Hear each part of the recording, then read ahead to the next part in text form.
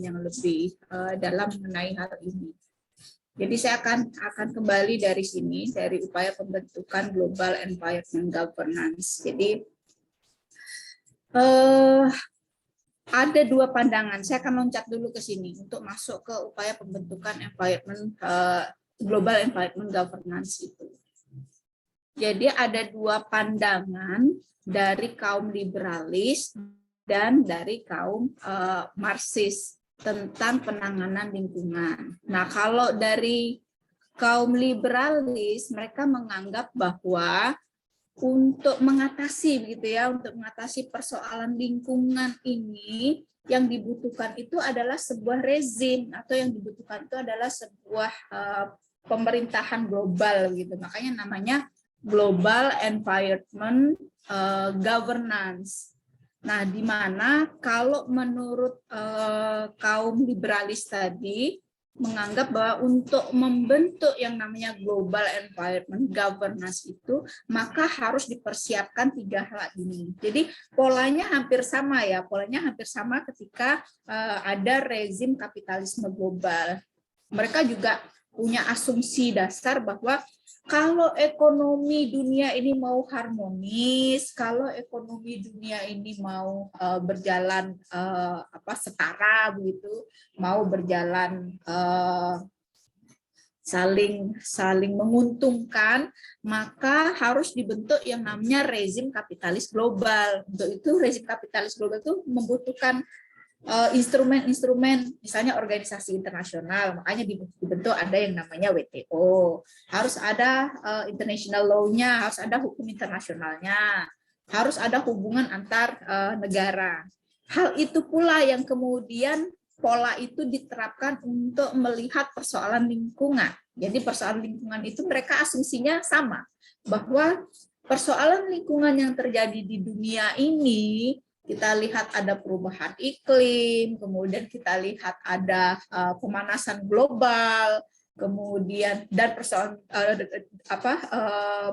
ada kerusakan ekologi. Maka yang harus ditempuh adalah membentuk yang namanya rezim pemerintahan lingkungan secara global. Untuk itu makanya dibutuhkan tiga hal ini: interstate relation, kemudian international law, dan juga international organization. Sampai di sini dulu, bisa ditangkap atau enggak? Halo? Masih sampai nyerap dulu, Bu. Halo? Ya, Bu. Insya Allah, Bu. Insya Allah. Jelas suaranya. Saya kok suaranya seperti di luar ya. Sebentar. Saya mau perbaikin dulu audio saya. Sepertinya audio saya yang bermasalah.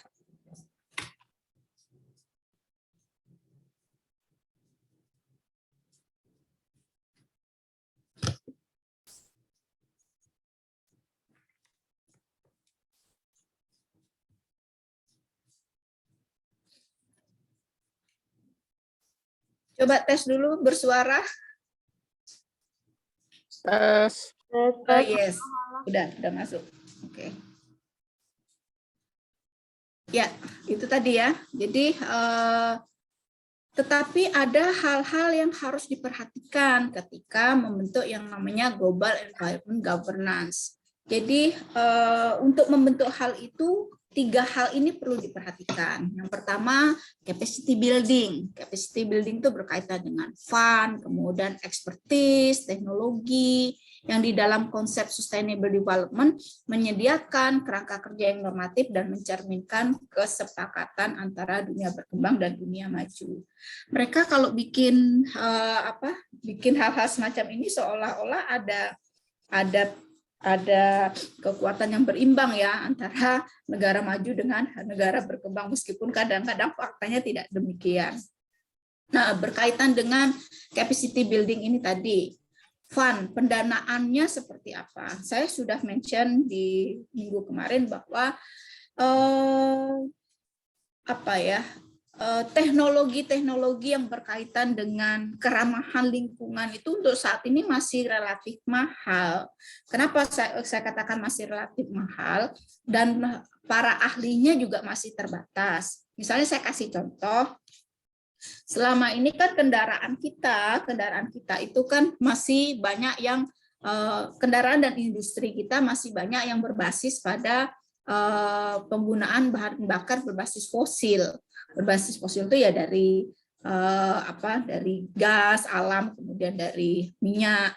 Nah, sementara yang didorong sekarang adalah banyak negara-negara yang punya potensi alam yang bisa dimanfaatkan, misalnya yang berbasis pada matahari, berbasis pada air misalnya, atau berbasis pada kekuatan-kekuatan yang lain. Tetapi untuk melakukan hal-hal tersebut itu biayanya masih besar sekali. Coba Anda bandingkan kendaraan yang pakai tenaga matahari dengan kendaraan yang masih isinya Pertamax atau Pertalite, itu kan masih mahal yang menggunakan sumber-sumber tenaga tersebut. Dan belum semua tempat menyediakan. Saya mau cerita bahwa saya punya pengalaman kunjungan waktu itu ke semacam tempat kayak lokasi risetnya UGM, tapi di situ ada kayak peternakan, ada perkebunannya juga, saya lupa namanya apa gitu, di daerah Gunung Kidul. Nah, di sana mereka memperlihatkan ada peternakan sapi, di mana kemudian kotoran sapinya itu dipakai untuk menghasilkan gas atau tenaga yang akan dipakai untuk untuk bahan bakar kendaraan yang diciptakan oleh putra-putra UGM tadi. Nah, tetapi kemudian kendaraan yang berbasis pada sumber bahan bakar yang berbasis pada gas dari alam tadi itu kapasitasnya terbatas. Jadi dia hanya mampu untuk menempuh perjalanan dari, mungkin kalau Mas Imamnya ngerti kali karena dia tinggal di Jogja kan, jadi ada yang membayangkan saja itu cuma cukup untuk perjalanan dari Jogja ke Klaten saja. Nah, nanti dari Klaten harus diisi kembali bahan bakar yang seperti itu. Nah, pertanyaan selanjutnya kan nggak semua ada semacam SPBU, SPBU kan ada di mana-mana. Nah, ini yang dikatakan bahwa yang berbasis pada lingkungan itu butuh pendanaan besar, kemudian butuh tenaga-tenaga ahli, dan butuh teknologi yang canggih juga, yang sejauh ini masih belum banyak bisa dipenuhi oleh terutama negara-negara berkembang dan negara miskin. Bagi negara berkembang urusan perut aja belum selesai, kita masih ngubek-ngubek, apalagi Afrika begitu, urusan perut kita belum selesai, mau bicara lagi masalah lingkungan. Nah, itu masih belum, mereka belum ke taraf yang di sana. Nah, yang kedua, scientific understanding, menyediakan pemahaman tindakan-tindakan yang dilakukan, mekanismenya itu bagaimana. Kalau misalnya ada negara yang kemudian melakukan pencemaran, itu kontrolnya seperti apa. Saya kemarin juga sudah menyinggung ke Anda bahwa di dunia perlingkungan ini negara-negara itu juga punya kastanya gitu, atau punya klasemennya sendiri. Ada yang dikategorikan sebagai aneks 1, kemudian ada dikategorikan sebagai aneks 2. Nah, negara-negara yang ada di klasemen aneks 1 itu negara-negara yang dalam tanda kutip relatif mereka sudah clean gitu ya, sudah bersih. Sementara negara-negara yang berada di aneks 2 itu dianggap negara-negara yang masih harus struggling untuk persoalan-persoalan lingkungan. Misalnya mereka masih punya persoalan dalam hal polusi, kemudian persoalan-persoalan limbah dan sebagainya. Nah, itu ada mekanisme yang dibuat, misalnya kalau negara-negara itu mau tetap masuk di klasemen aneks 1 tadi, apa yang harus dilakukan? Salah satunya dengan pembelian karbon. Nggak pernah ya terbayangkan ke kita gimana sih caranya pembelian karbon. Tapi ternyata secara teknis itu ada mekanismenya. Jadi kalau Anda yang tertarik, memperdalam hal itu, mau lanjut sekolah itu di ilmu lingkungan sebetulnya yang lebih concern untuk bicara mengenai hal tersebut. Tetapi mekanisme-mekanisme ini ada begitu ya, karena berkaitan dengan tadi international law-nya, hukum-hukum internasionalnya. Misalnya ketika negara yang sudah bersepakat untuk mengurangi emisi karbon, kemudian menandatangani signing, dan kemudian punya konsekuensi harus meratifikasi. Kalau tidak meratifikasi bagaimana? Kalau tidak menjalankan hal itu bagaimana? Nah, ini berkaitan dengan tindakan-tindakan atau pemahaman tadi. Nah, yang ketiga, governing the commons atau pembangunan bersama merupakan komitmen untuk mengimplementasikan kesepakatan dalam global environment. Ini yang sekali lagi masih rapuh begitu ya. Jadi ke negara-negara miskin, negara-negara berkembang yang tadi saya sudah sebutkan, mereka masih berkutat di persoalan-persoalan perut begitu ya, atau masih berkutat di persoalan-persoalan ekonominya, sehingga masalah-masalah lingkungan ini masih belum mendapat concern yang besar dari pemerintahnya. Oleh sebab itu kemudian kan dibuat banyak perjanjian-perjanjian yang kemudian secara khusus misalnya membicarakan tentang perubahan lingkungannya, kemudian atau secara khusus bicara tentang pengurangan emisi karbonnya dan sebagainya. Nah, sampai sejauh ini ada responkah? Silahkan.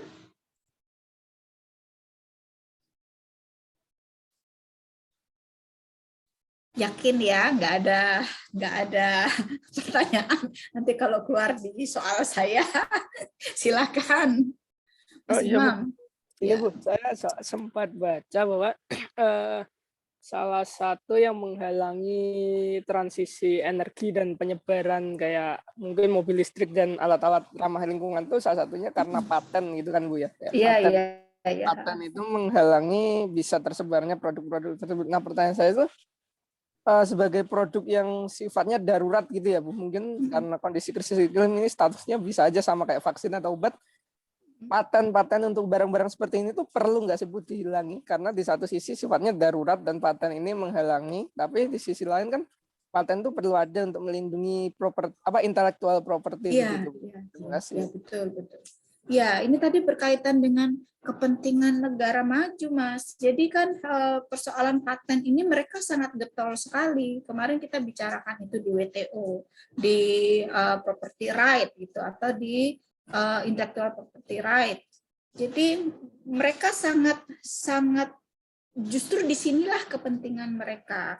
Kalau kondisi semacam yang disebutkan tadi bahwa ada kondisi darurat, tetap saja kemudian kepentingan ekonomi yang berbicara, seperti yang saya sampaikan bahwa seringkali kalau berbenturan dengan kepentingan ekonomi, maka persoalan lingkungan itu kemudian menjadi terabaikan. Jadi kalau ditanya apakah memungkinkan paten itu kemudian dalam tanda kutip ya, saya tadi bisa menangkap bisa dilonggarkan gitu. Nah, hal ini sebetulnya berkaitan dengan political will atau goodwill dari negara-negara. Dan saya nggak bisa mengatasnamakan sebuah institusi atau sebuah negara dalam hal ini. Karena apa? Tidak negara itu dia punya kepentingan, di mana kepentingan ekonomi dan politiknya pasti menjadi kepentingan yang priority dalam hal ini. Tetapi kalau secara personnya, kalau kita bicara tentang moralitas, kemudian bicara tentang kepentingan global, bisa saja itu kemudian didorong. Artinya kalau mau melihat kasus yang dilakukan oleh seorang penemu vaksin di Inggris, kalau nggak salah waktu itu dokter perempuan gitu, yang dia membebaskan gitu, tidak mempatenkan temuannya. Saya sempatkan sekian bulan kemarin itu viral karena diberi apresiasi ketika nonton pertandingan tenis Wimbledon kalau nggak salah waktu itu. Nah, orang-orang yang semacam inilah yang kemudian melihat bahwa ada kepentingan besar dengan kondisi yang urgen tadi untuk kemudian melonggarkan patennya. Tetapi kalau sudah bicara tentang institusi, bicara tentang institusi kelembagaan dalam hal ini misalnya kepentingan perusahaan-perusahaan multinasional farmasi kayak Kimia Farma, itu saya nggak yakin itu bisa dilakukan karena mereka pastinya mencari profit. Bahkan kalau mau bercermin dari kondisi pandemi saat ini juga justru banyak yang kemudian menangguk keuntungan dalam kondisi-kondisi semacam ini. Jadi poin saya Mas bahwa untuk kelembagaan yang sifatnya negara ataupun tadi perusahaan-perusahaan multinasional semacam perusahaan farmasi ataupun perusahaan-perusahaan multinasional yang lain itu agak sulit. Sepertinya hampir saya katakan ya, kalaupun mereka memberikan kelonggaran itu lebih kepada tanggung jawab sosial yang diamanatkan lewat CSR atau corporate responsibility, corporate social responsibility. Tetapi yang bisa didorong adalah lebih pada person-personnya, begitu orang-orang ilmuwan-ilmuwan yang lebih punya moralitas lah ya untuk kondisi-kondisi yang menganggap kondisi itu urgen. Saya kira itu yang saya bisa respon Mas Iman. Baik Bu, terima kasih. Baik, silakan Mbak Ade. Iya, Bu, suara saya jelas? Yes. Gini Bu, saya penasaran, kan banyak nih mahasiswa apalagi yang terdaftar dalam LIPI itu kan eksperimen kayak ada yang buat dari pupuk kompos kayak misalnya pupuk alami ataupun beberapa teknologi-teknologi yang berasal dari lingkungan gitu. Dan itu tuh kan berpotensi tuh kayak bisa saja Indonesia ini jadi negara yang walaupun negara berkembang tapi bisa kreatif gitu. Tapi kenapa hal kayak penelitian mahasiswa itu belum bisa go publik gitu Bu, belum bisa go internasional gitu, dan sedangkan itu masih ditekan sama Indonesia sendiri kayak kayak Indonesia masih menganggap itu tuh hal-hal yang masih sepele kayak belum bisa bersaing di luar negeri gitu. Karena kurangnya naungan Indonesia atau karena kayak belum memenuhi standar global gitu untuk bisa teknologi-teknologi yang sederhana kayak gini untuk gitu Bu. Itu pertanyaan saya. Oke, good question. Saya harus bilang bahwa orang Indonesia itu sangat kreatif sekali. Jadi hal-hal yang sederhana kayak jadi contoh kecil dulu ya, saya mau bercerita dari hal-hal kecil bagaimana kreatifnya orang-orang Indonesia. Mungkin kayak Mbak yang tinggal di Jakarta dan Mas Iman itu sudah menjadi hal biasa. Tapi bagi kami yang di daerah ini, dulu hal-hal semacam yang akan saya ceritakan ini masih sangat masih sangat sulit. Misalnya, saya pergi ke Jogja, saya kuliah di Jogja itu tahun 95. Mungkin Anda belum lahir ya. Jadi di tahun 95 itu saya mau cerita hal-hal kecil dulu. Jadi banyak sekali kebutuhan mahasiswa, kebutuhan mahasiswa yang bagi saya di sini agak sulit untuk mendapatkan hal itu. Misalnya berkaitan dengan perbaikan barang-barang yang sederhana sebetulnya.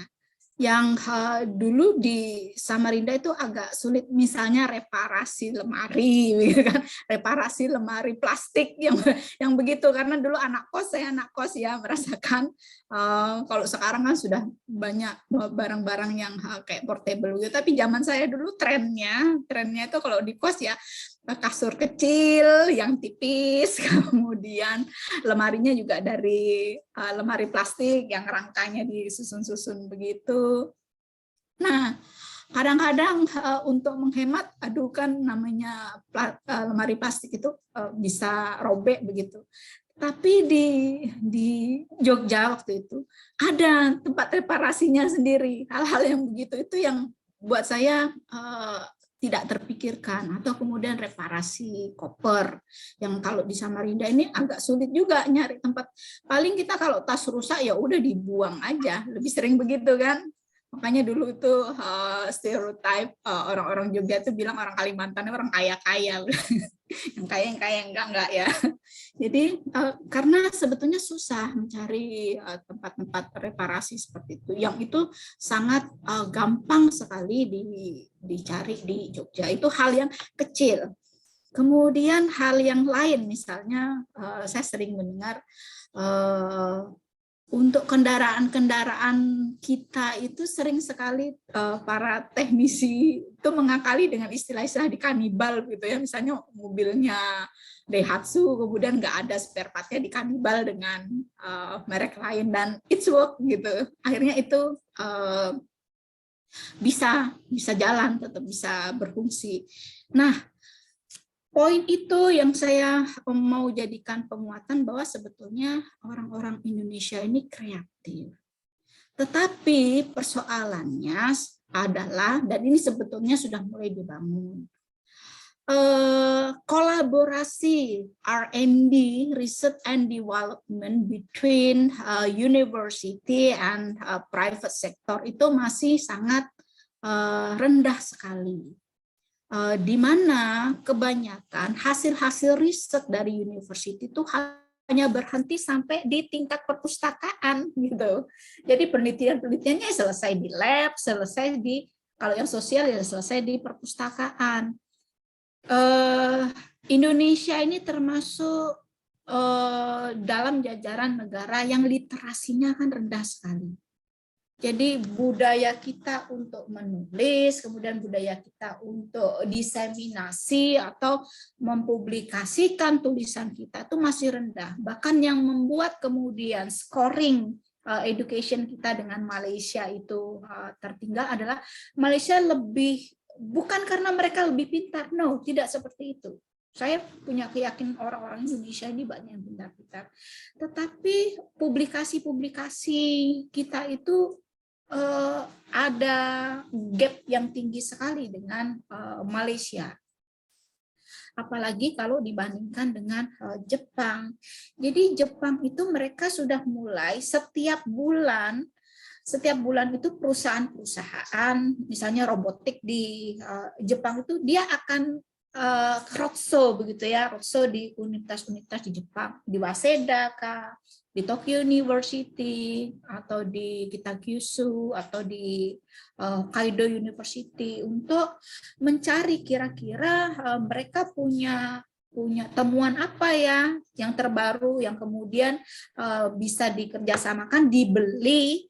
Paten itu tadi ya, dibeli oleh perusahaan ini untuk kemudian diproduksi dan kemudian dijual. Nah kan hasil risetnya itu tadi kan karena dibeli otomatis memberikan keuntungan. Sementara di Indonesia riset and development antara tadi universitas dengan korporasi itu masih rendah sekali.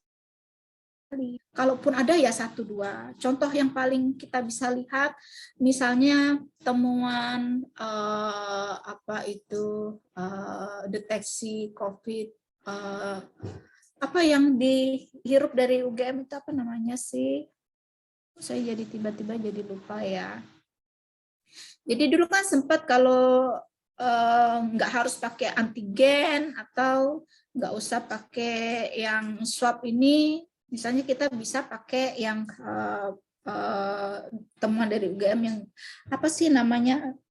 Tolong help me ya kalau ada yang ingat. Sinas. Apa Mas? Sinas. Sinas. Aduh saya kok nggak dengar ya. Ginos. Oh, Ginos. Ya. Ya, oke, itu. Jadi temuan dari UGM itulah di satu sisi dia punya price atau harga yang lebih rendah. Tapi faktanya apa gitu loh? Faktanya ini tidak bisa setara begitu. Yang masih dipakai adalah antigen, kemudian swab itu tadi. Di satu sisi ada kelompok-kelompok yang menganggap bahwa tingkat akurasinya itu rendah, Ginos itu tadi, sehingga itu kemudian tidak bisa bersaing dengan antigen maupun swab. Tetapi di sisi lain kemudian ada yang menganggap ya ini karena faktor persaingan ekonomi politik begitu dari perusahaan-perusahaan farmasi yang tadi mau menjajakan dagangan antigennya. Apapun itu, tetapi poinnya adalah hal semacam ini menjadi contoh bagaimana kemudian research and development yang dilakukan antara korporasi dengan universitas itu masih rendah sekali. Nah, ini coba begitu ya, coba di kepemimpinannya si Mas Menteri Mas Nadiem ini sempat untuk membuat satu rencana bahwa penelitian-penelitian dari universitas itu dalam tanda kutip dijajakan gitu ya, dijajakan kayak kita jualan di marketplace gitu. Jadi ada marketplace penelitian apa, termasuk juga penelitian-penelitian mahasiswa. Misalnya tadi kayak temuan kompos apa, yang itu fungsinya apa. Jadi di marketplace kan perusahaan itu bisa melihat hasilnya. Jadi itu nggak cuma terpajang di perpustakaan. Saya kira itu inovasi yang cukup bagus dan menjadi terobosan bagaimana penelitian-penelitian atau temuan-temuan dari anak-anak negeri ini bisa terpasarkan gitu, dalam tanda kutip bisa terpasarkan dengan baik dan kemudian bisa menjadi satu kolaborasi dengan perusahaan untuk kemudian memproduksi itu secara massal. Jadi problemnya itu Mbak Ade yang membuat kenapa kemudian sudah banyak temuan-temuan anak negeri ini tapi tidak bisa go internasional atau kemudian tidak bisa terpublikasi dengan luas. Di samping juga budget research and development kita itu kalau dibandingkan dengan Malaysia ataupun Jepang itu masih rendah sekali. Jadi masih kami ya, terutama saya mau curhat ini, kalau kayak dosen ini kadang-kadang masih terpenjara oleh yang namanya rezim administrasi. Kita ini mau penelitian, kemudian dapat dana, disibukkan sama urusan nanti kalau di lokasi kemudian uangnya dipakai makan siang, notanya ya untuk pertanggungjawaban atau nanti fotokopi ini fotokopi itu. Kalau misalnya penelitiannya di pedalaman kayak apa, orang yang jual warung itu kan nggak biasa kasih nota. Hal-hal yang begitu yang kemudian membuat kita ribet sama urusan administrasi sementara substansi penelitiannya menjadi terabaikan. Nah, hal-hal ini juga kemarin menjadi pembicaraan di tingkat Kementerian Riset dan Teknologi, Kemendikbud Ristek ini, bagaimana supaya lebih fokus atau lebih concern pada penelitiannya sehingga tidak diriwahkan dengan masalah-masalah administrasi tadi. Begitu Mbak Ade yang saya bisa respon dari pertanyaannya. Iya, masih adakah? Ya, saya lanjutkan sedikit ini tadi isu-isu lingkungan dan teori hubungan internasional ya. Saya kira ini tadi yang saya sudah tekankan di awal bahwa kalau di analisis liberal institusional itu perlu ada pembentukan rezim untuk perubahan lingkungan, ketaatan pada pemerintah global dan sistem yang telah terfragmentasi itu menjadi hal yang mutlak. Sementara kalau Marxis, nah ini saya mau bergeser ke pandangan Marxis Gramscian, menganggap bahwa yang menjadi penyebab kerusakan lingkungan ini sebetulnya justru sistem kapitalis global itu, sehingga yang perlu diatasi adalah perubahan sistem kapitalis. Jadi bukan karena tidak adanya kerjasama dan sebagainya. Ini dua pandangan yang bertolak belakang begitu ya. Jadi justru sistem negara itu dianggap tidak memberikan solusi. bahwa pembentukan global environment governance itu bukan solusi untuk mengatasi persoalan lingkungan, karena itu berangkat pada akar yang sama, yaitu sistem kapitalis global tadi, sehingga yang harus dirubah adalah sistem kapitalisnya. Mereka kemudian menawarkan pendekatan atau sistem baru dengan berpedoman pada pendekatan sosialis ataupun Gramscian ini. Nah, ini sebuah potensi-potensi ancaman persoalan lingkungan dan keamanan, di mana perubahan lingkungan itu berkontribusi juga terhadap konflik internal maupun konflik interstate war atau konflik antar negara.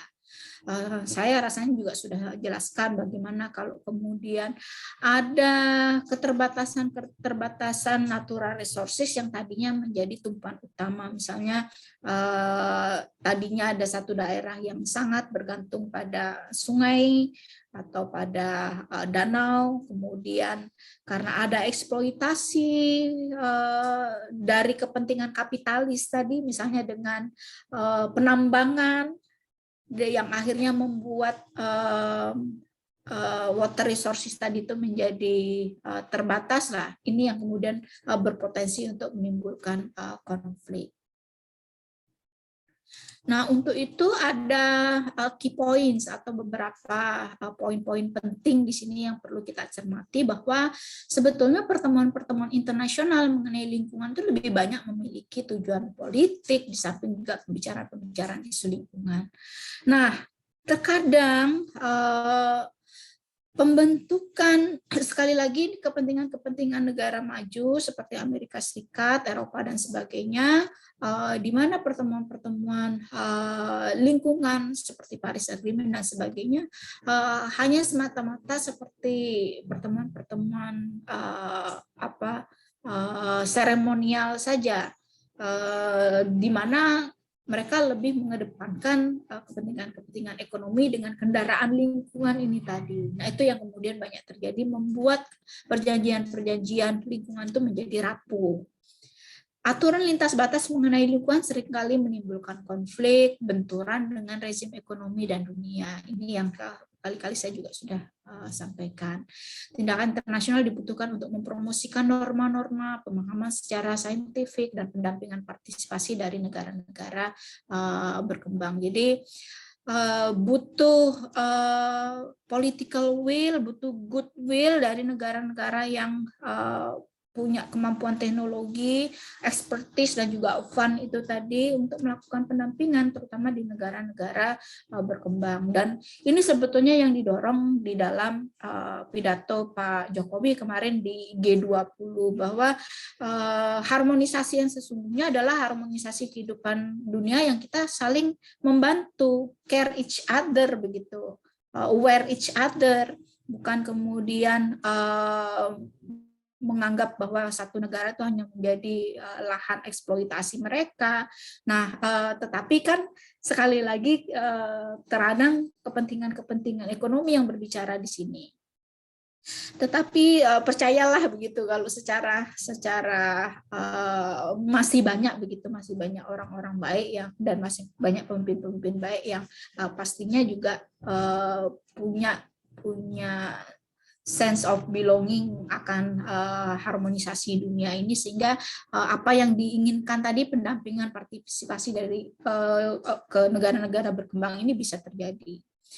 Dan kerjasama internasional dibutuhkan untuk menyediakan rezim pemerintahan bagi kepentingan bersama. Jadi sekali lagi, kalau melihat dari poin penting kerjasama internasional ini, memang tendensinya lebih kepada pendekatan-pendekatan liberal, ya, ekonomi politik liberal, yang mereka masih menganggap bahwa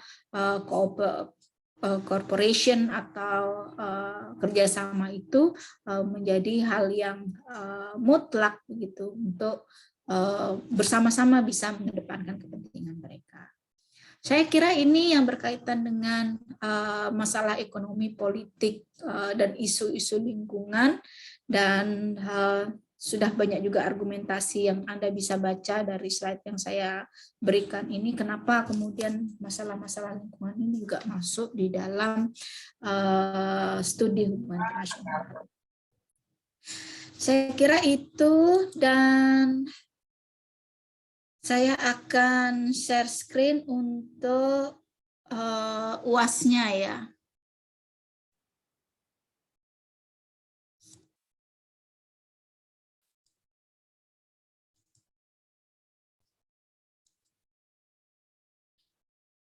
Ya, sudah munculkah?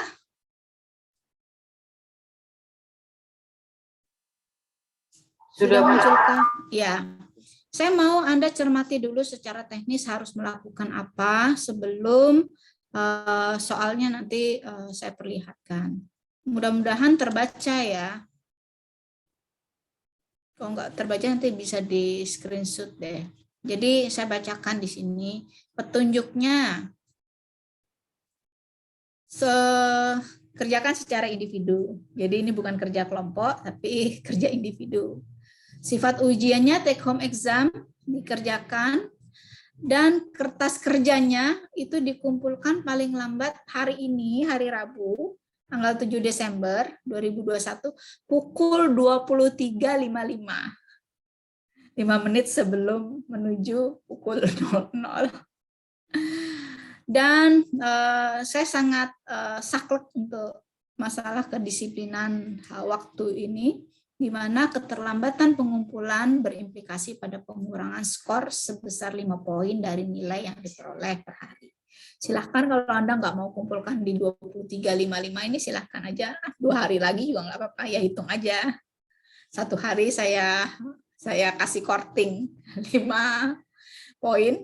Jadi kalau Anda mau kirim 2 hari kemudian, ya saya kasih korting 10 poin. Jadi kalau Anda misalnya dapat 70 dari kerja Anda, ya hasil akhirnya Anda hanya peroleh 60 dari keterlambatan itu. Kertas kerja dikirim ke email saya, Eva Turahmi. Tolong Anda cermati, nama saya memang hurufnya agak-agak harus butuh pencermatan, sehingga satu huruf yang Anda terlupakan atau tidak sesuai dengan apa yang saya tampilkan di sini pasti tidak akan terkirim. Ke evaturahmi@gmail.com dengan format pada subjek yang ditulis seperti ini. Anda tahu kan ketika Anda mau membuka ini sebelum attachment ya, masih di bagian subjek yang harus ditulis. Jadi kan ada subjek yang harus ditulis, yang Anda harus kirimkan ke Anda, yang harus Anda ketik di situ adalah nama dan UAS mata kuliah ekonomi. Oh sorry ya, ini 2020.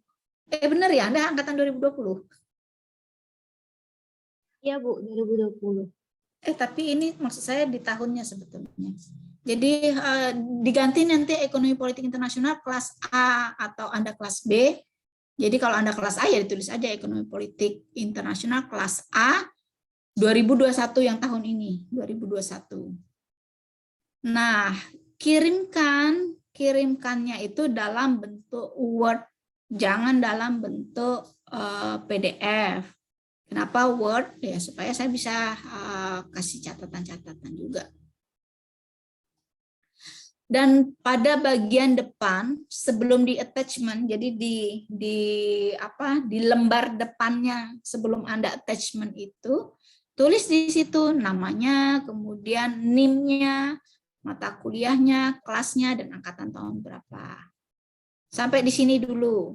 Bisa dipahami kah? Ibu permisi. Bagian depan itu maksudnya body emailnya ya Bu ya? Ya, di body email. Yes, right. Di body email. Betul. Ibu, Nah, ya. hari ini tanggal 8 Bu. Tanggal 8 ya? Oh, saya salah. Iya ya. Saya pikir hari ini masih tanggal 7. Oke, di tanggal 8 ya. Tanggal 8. Di tanggal 8 Desember. Pukul 23.55. Dan ini tadi angkatannya angkatan tahunnya ya, tahun 2021.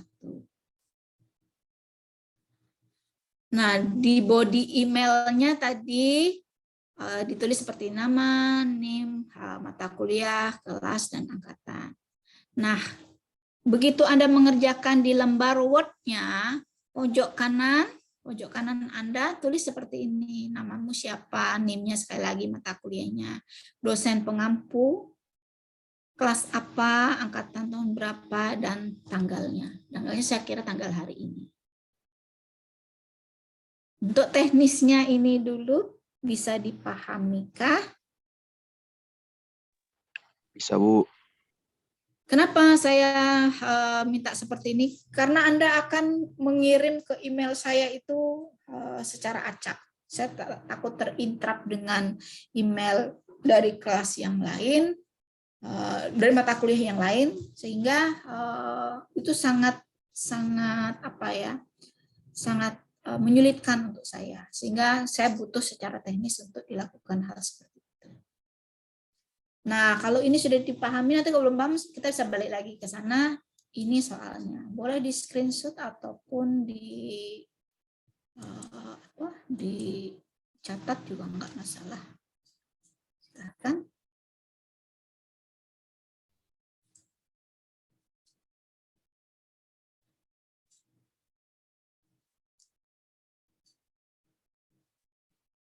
Saya kasih waktu untuk memahami soalnya. Nanti kalau ada hal yang tidak dipahami bisa ditanyakan. Tanyakan pertanyaannya ya, bukan tanya jawabannya.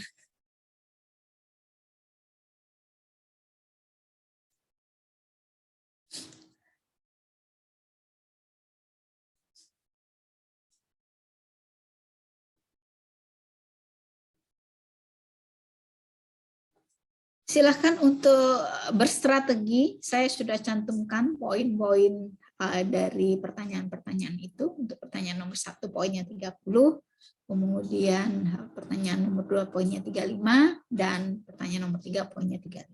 Dan akumulasi dari 3 poin ini yang menjadi hasil akhir dari UAS-nya. Tetapi penilaian Anda bukan semata-mata dari UAS ini saja, tapi kemarin kita sudah jelaskan bahwa partisipasi Anda juga masuk di dalam penilaian saya untuk penambahan poin.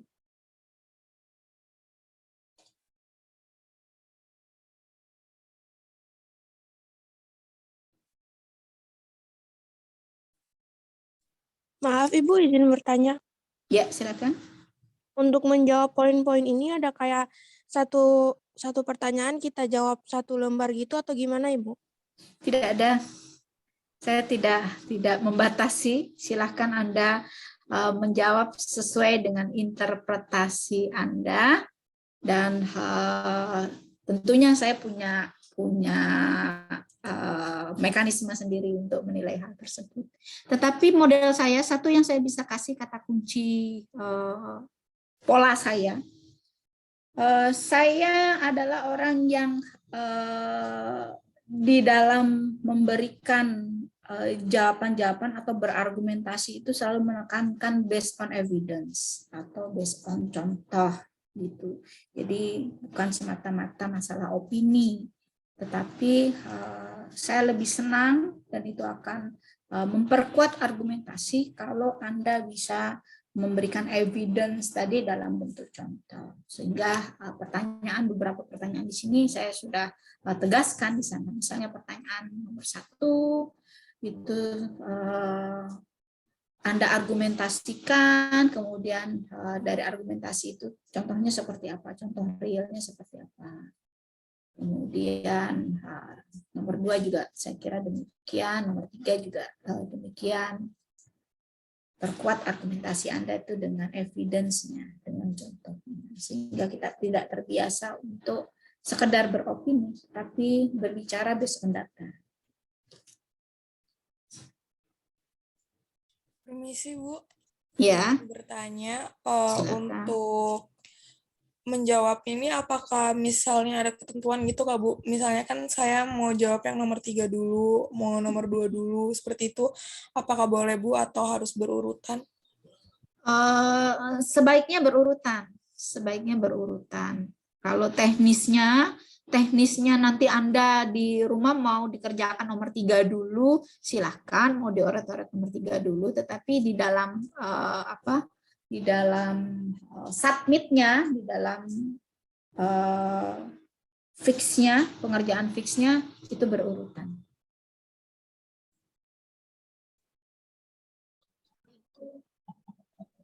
Kalau Ibu izin Ya, bertanya, silakan. boleh tidak Bu, ketika dalam proses menjawab dibantu dengan beberapa referensi dari entah dari buku, jurnal seperti itu Bu? Silahkan aja kalau mau dikutip, karena ini take home exam Anda bebas. Take home exam itu artinya Anda bebas untuk membuka banyak referensi untuk memperkuat argumentasi Anda. Oleh sebab itu pola pertanyaan saya bukan pola pertanyaan yang Anda langsung bisa temukan di buku. Pola pertanyaan saya ini adalah pola pertanyaan yang membutuhkan analisis Anda di sini.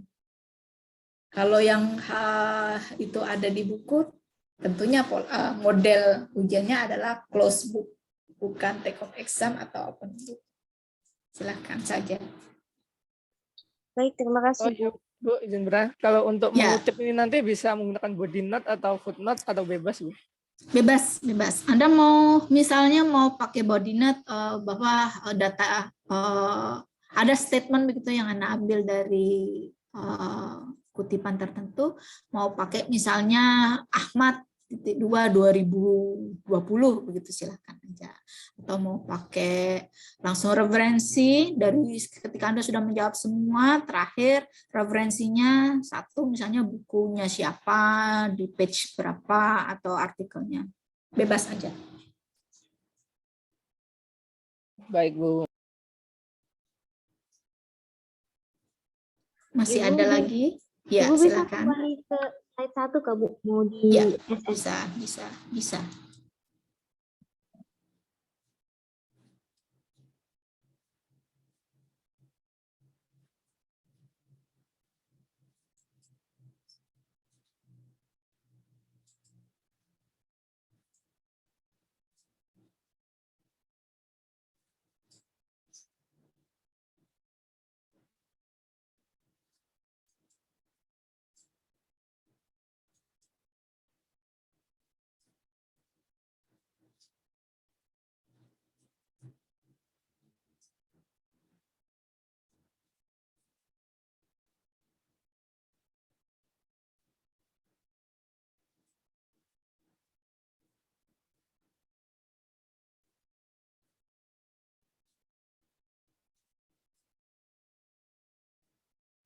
Oke, sudah Bu.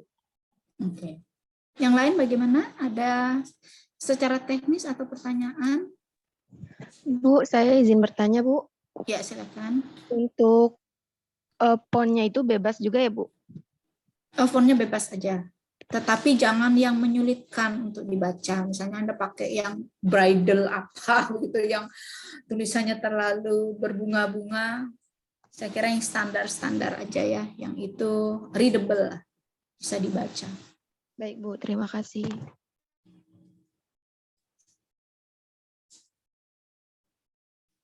Silakan, masih adakah? Pertanyaannya sudah semua tadi dicatat atau di screenshot? Sudah, Bu. Oke. Kalau memang tidak ada pertanyaan, saya kira saya akan memberi kesempatan Anda untuk bekerja. Jadi tolong dimaksimalkan waktunya dan tidak usah harus menunggu sampai pukul 23.55 ya baru di-submit, takutnya nanti sibuk begitu, sehingga bisa jadi Anda kemudian terlempar baru diterima di email saya di waktu yang harusnya ditentukan. Kalau nanti siang ini atau sore ini sudah selesai, langsung saja bisa dikumpulkan.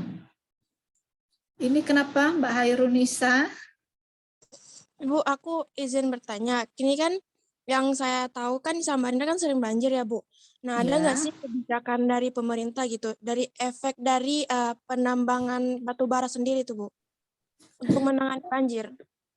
Oh ya, kalau untuk penyebab besarnya memang bisa dikatakan bahwa persoalan penambangan itu menjadi kontributor di dalam persoalan banjir di Samarinda, termasuk juga pola masyarakat yang kita nggak bisa abaikan itu. Nah, sayangnya beberapa strategi kebijakan secara fisik ya yang saya lihat masih saya nggak tahu apakah memang hal itu yang kemudian jadi pilihan dari segi teknis. Saya hanya melihat beberapa perbaikan-perbaikan yang dilakukan adalah dengan meninggikan jalan gitu, sehingga kesannya nanti kalau meninggikan jalan itu akan semakin berlomba-lomba lah dengan rumah-rumah di sekitar yang kemudian ditinggikan. Memang masalah ini itu adalah masalah yang cukup complicated begitu. Jadi saya menganggap kalau dari pandangan saya bahwa masalah drainase kita itu sebetulnya sudah sangat bermasalah sekali, dan hal itu memang diakibatkan oleh pergeseran fungsi lahan. Jadi karena saya lahir di sini ya, saya lahir di Samarinda, kemudian saya sekolah sampai SMA juga di Samarinda, sehingga saya cukup ingat begitu beberapa titik-titik yang dulunya itu merupakan bagian dari hutan atau bagian dari sungai kecil, tapi sekarang itu sudah tidak saya temukan kembali begitu, sudah berubah menjadi bangunan-bangunan. Hal itu saya kira yang juga menjadi persoalan, dan itu konsekuensi dari sebuah pembangunan. Tetapi bukan kemudian hal itu tidak bisa teratasi, tetapi kalau menurut saya begitu, barangkali ini berdasarkan pada pengamatan saja, saya belum melakukan penelitian secara dalam. Di Belanda itu adalah negara yang letaknya di bawah, begitu. Saya asumsikan sebetulnya hampir kayak kita gini, namanya Samarinda itu kan tempatnya rendah. Tetapi satu hal yang membedakan, mereka secara regulari atau secara ada fase-fase tertentu yang mereka melakukan pembersihan terhadap kanal-kanal. Salah satu upaya yang dilakukan pemerintah Belanda waktu itu adalah dengan membuat kanal. Mereka itu adalah negara yang hampir sepertiga wilayahnya itu membendung dari laut. Jadi kalau laut itu nggak dibendung, bisa dibayangkan betapa lebih kecilnya lagi daratan dari Belanda. Sehingga kalau jebol itu Rotterdam, di kota Rotterdam itu, maka tenggelamlah Belanda sepertiganya. Nah, pembuatan kanal-kanal itu untuk mengantisipasi banjir dan dilakukan pembersihan secara reguler. Saya ingat sekali, 2 tahun saya tinggal di sana, itu setiap hampir kontinu begitu, dikeruk kemudian diangkat. Nah, ini yang saya melihat masih agak kurang dilakukan di kita. Bahkan saya pernah membaca, saya belum pernah lihat wujud fisiknya waktu itu, saya pernah membaca bahwa pernah ada bantuan pinjaman peralatan dari Belanda untuk mengeruk karang gembus. Nah, saya kira ini sudah mulai ada pembenahan ya. Saya lihat di bantaran daerah Pasar Segiri kan sudah mulai ditertibkan. Nah, salah satu juga muncul adalah ketika masyarakat kemudian membangun pemukiman di wilayah-wilayah bantaran. Kalau secara ideal begitu, boleh ditanya deh oleh ke dosen-dosen Fakultas Hukum atau teman-teman di Fakultas Hukum kalau mereka sudah dapat materinya ya, bahwa idealnya itu sekitar mungkin satu kilo gitu ya, atau saya lupa. Itu tidak boleh ada pembangunan di pinggiran sungai tadi. Dan Anda bisa lihat dulu bagaimana rumah-rumah mungkin masih ada tuh kalau lihat di sebelah kanannya yang Jalan Dobi Rahayu. Rumah yang semakin menjorok ke tengah sungai, akhirnya kemudian fungsi sungai itu menjadi berubah. Nah, ketika pemukiman apalagi di daerah Pasar Burung di sini, jalan apa ya? Musa Salim ya kalau nggak salah. Yang banyak jualan burung-burung itu, mana nih orang Samarinda? Lupa saya nama jalannya. Pokoknya daerah kayaknya Musa Salim sih itu.